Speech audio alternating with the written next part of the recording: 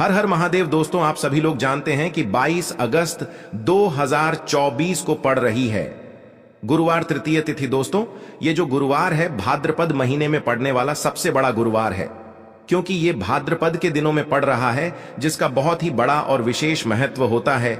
और ऐसा दिन पूरे साल में सिर्फ एक ही बार आता है।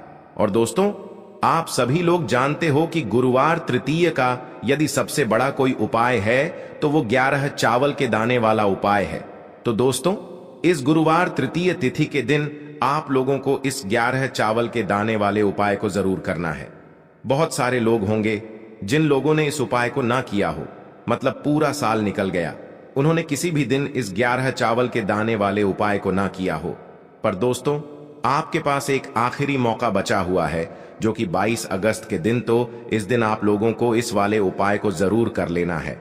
भले ही आपने पूरे महीने भर इस उपाय को ना किया हो, पर यदि आप इस भाद्रपद महीने के गुरुवार तृतीय के दिन यदि इस वाले उपाय को कर लिया, तो आपको इस उपाय को करने का वो फल मिलेगा जिसकी आपने कभी कल्पना भी नहीं करी होगी। इसीलिए आप लोग इस वाले उपाय को एक बार जरूर कर लेना, ताकि आप लोगों के हाथ से यह मौका ना जा सके और आपको इस उपाय को करने का फल मिल सके। दोस्तों, यह उपाय पंडित जी ने अपनी अभी की ही श्री शिव महापुराण की कथा में बताया है, जिस उपाय को आज हम आपको बहुत समझाने वाले हैं। इस वीडियो को देखने के पश्चात इस उपाय को समझने के लिए आपको कोई और वीडियो को देखने की जरूरत नहीं पड़ेगी। तो चलिए दोस्तों, उपाय को शुरू करते हैं। देखिए, यह इस भाद्रपद महीने के गुरुवार के दिन यह इतना खास होता है, इतना महत्वपूर्ण होता है। देखा है कभी कभी बड़े बड़े पूजा पाठ अनुष्ठान से जो मनोकामना पूर्ण नहीं होते, वो भाद्रपद महीने के दिन एक छोटे से उपाय करने से ही आपकी मनोकामना पूर्ण हो जाती है। और सारे लोगों ने इस उपाय को किया भी है और उनको इस उपाय को करने का फल भी जरूर मिला है। यदि आप लोग भी इस उपाय को करना चाहते हैं तो आप इस उपाय को पहले अच्छे से समझ लेना, सुन लेना, उसके पश्चात करना। आपको इस उपाय का फल जरूर मिलेगा।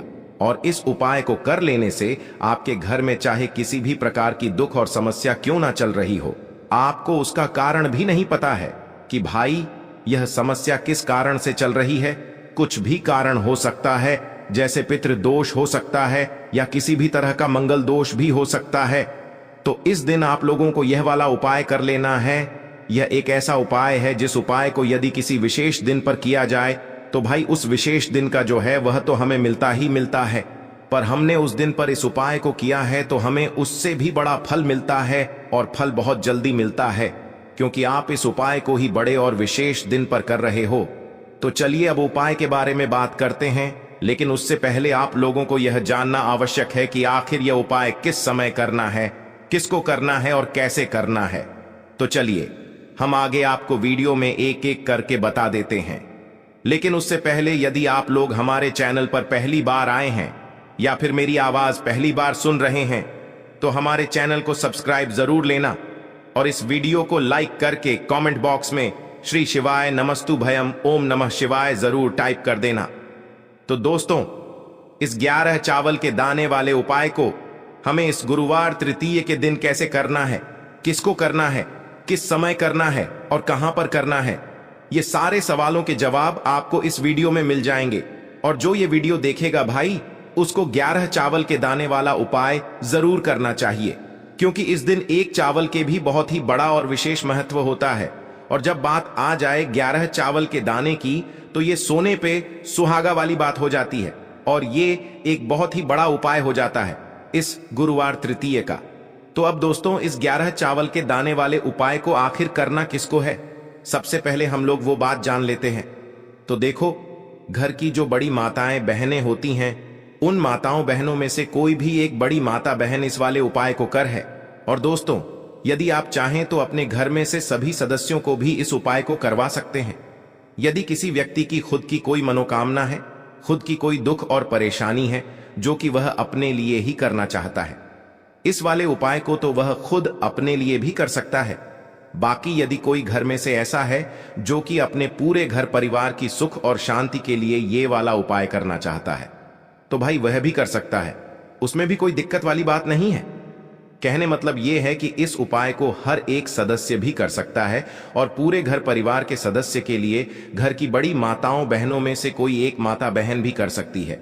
माताएं बहनें यदि घर में उपस्थित ना हो या वो यह वाला उपाय ना कर पा रही हो तो फिर घर का कोई बड़ा सदस्य भी इस 11 चावल के दाने वाले उपाय को कर सकता है, चाहे फिर वह पुरुष ही क्यों ना हो, उसमें कोई भी दिक्कत वाली बात नहीं है। अब दोस्तों, इस चावल के दाने वाले उपाय को हमें करना कहां पर है? हमें इसे शिव जी के मंदिर में जाकर करना है। बहुत सारे लोग प्रश्न करते हैं हर एक उपाय को करते समय क्या हम इस उपाय को घर पर कर सकते हैं? तो इस वाले उपाय को आप घर पर नहीं कर सकते हो। इस वाले उपाय को करने के लिए आपको शिव जी के मंदिर ही जाना पड़ेगा।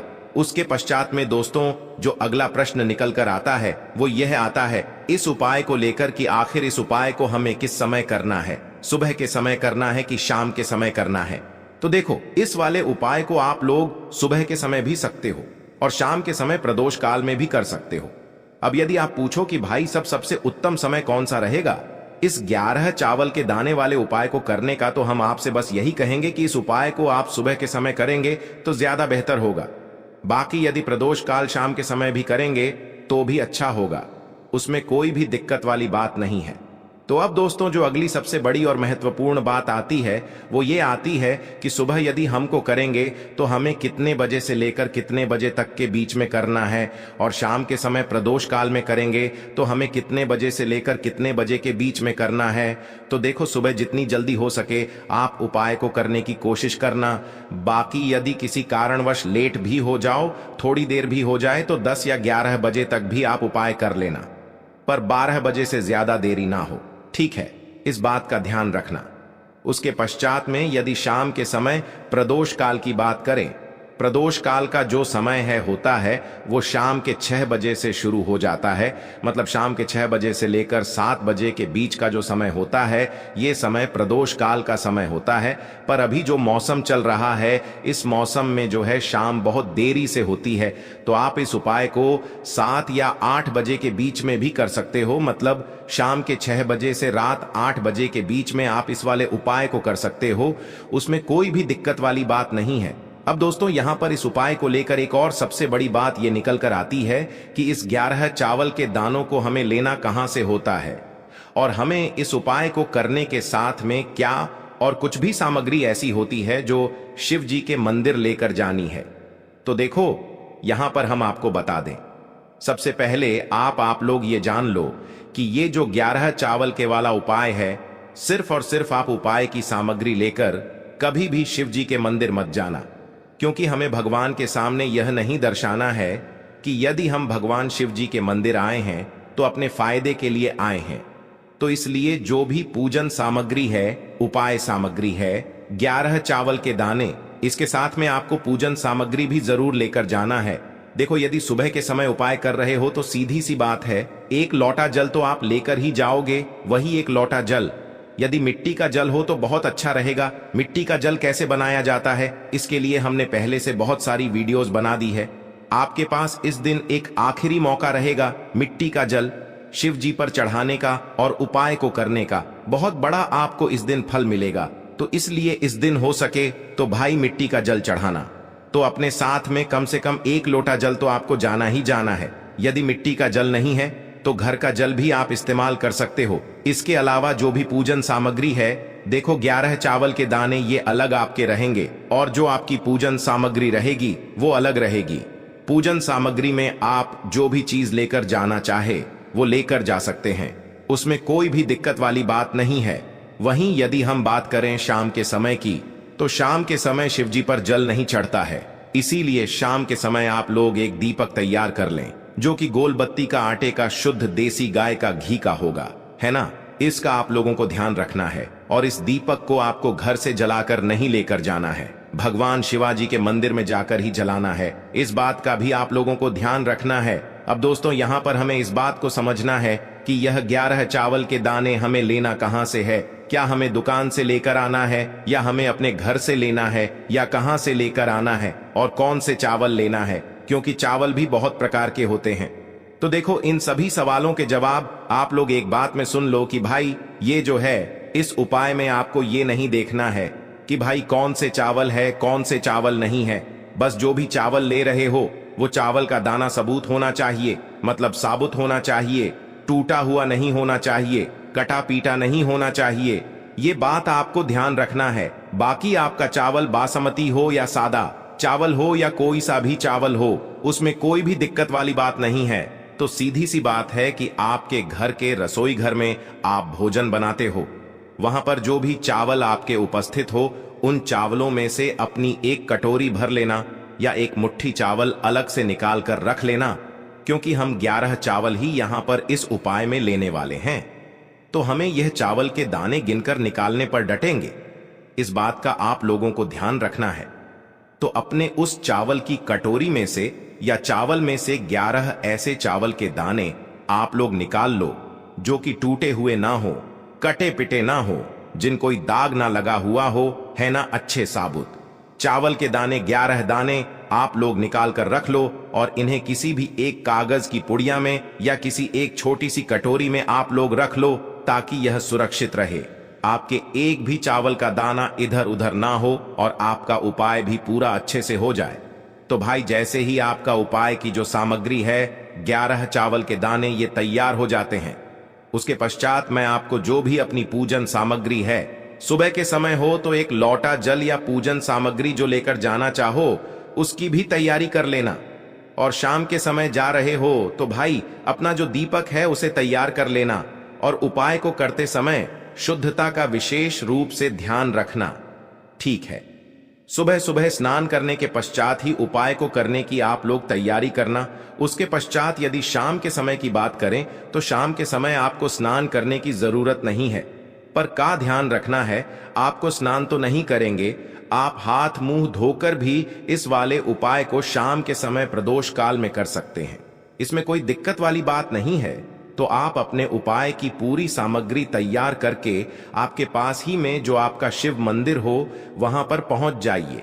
सबसे पहले शिव मंदिर में जाकर आप लोगों को उपाय नहीं करना है, पहले भगवान के दर्शन करना है, भगवान से आशीर्वाद प्राप्त करना है, फिर शिव जी के शिवलिंग के पास में आना है।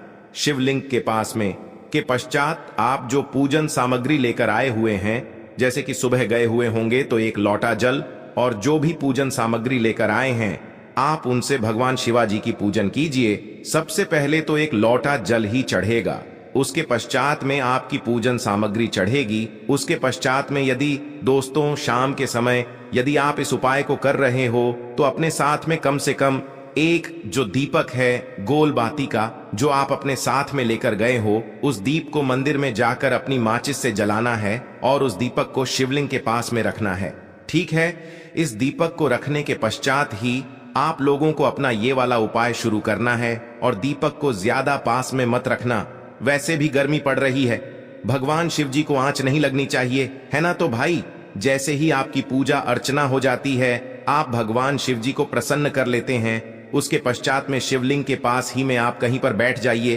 सामने या आसपास जिस जगह पर आपको बैठना हो वहां पर बैठ जाइए और अपने वह 11 चावल के दाने अपने सामने निकाल कर रख लीजिए, क्योंकि अब यहां पर उपाय को यहां पर करने की आपको तैयारी करना है। और इस तरीके से जब आप उपाय करेंगे, पूजन सामग्री करने के पश्चात, पूजन अर्चना करने के पश्चात, तो आपको उपाय का फल बहुत जल्दी और बहुत बड़ा होकर मिलेगा। तो अपने 11 चावल के दाने अपने सामने निकाल कर रख लेना।